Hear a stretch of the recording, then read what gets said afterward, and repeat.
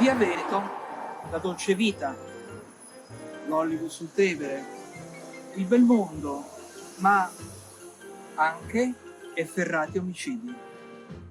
Il caso Bebawi sembra il titolo di un giallo di Hitchcock, invece è un fatto veramente accaduto.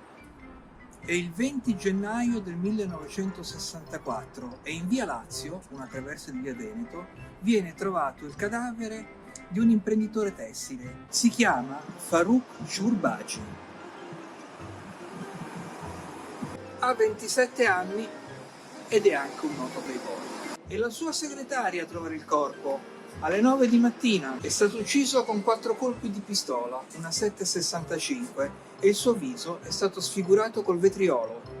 La segretaria racconta che nei giorni precedenti aveva ricevuto una telefonata che lo aveva turbato.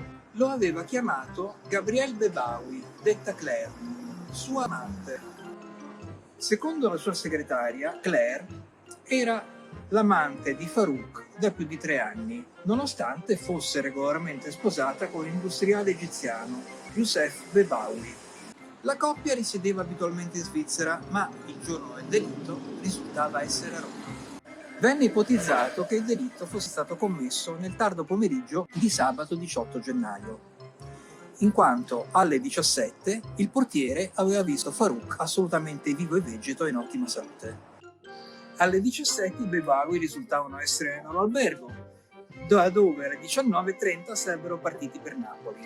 Avevano quindi tutto il tempo, teoricamente, di commettere il delitto. Si scoprì inoltre che Claire, poco prima di partire dalla Svizzera, aveva acquistato una boccetta di vetriolo.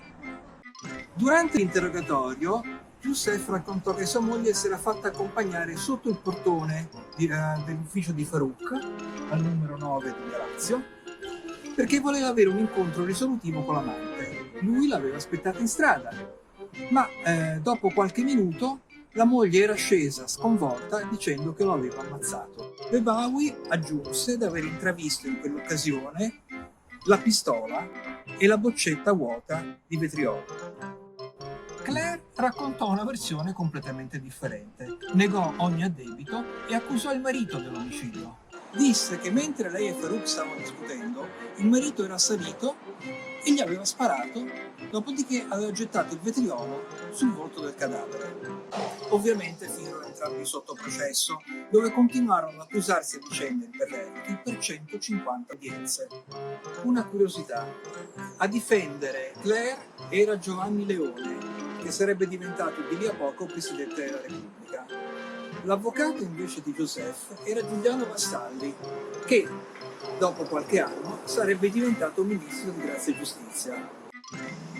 La Camera di Consiglio fu estenuante, durò 32 ore e alla fine i Bebawi vennero assolti. Infatti, non potendo e non riuscendo a stabilire chi dei due fosse il colpevole e non volendo rischiare di mandare in galera un innocente, preferirono mandarli tutti e due in galera. Vennero tuttavia condannati entrambi in appello a 22 anni nel 1968, ma oramai avevano fatto perdere le proprie tracce all'estero.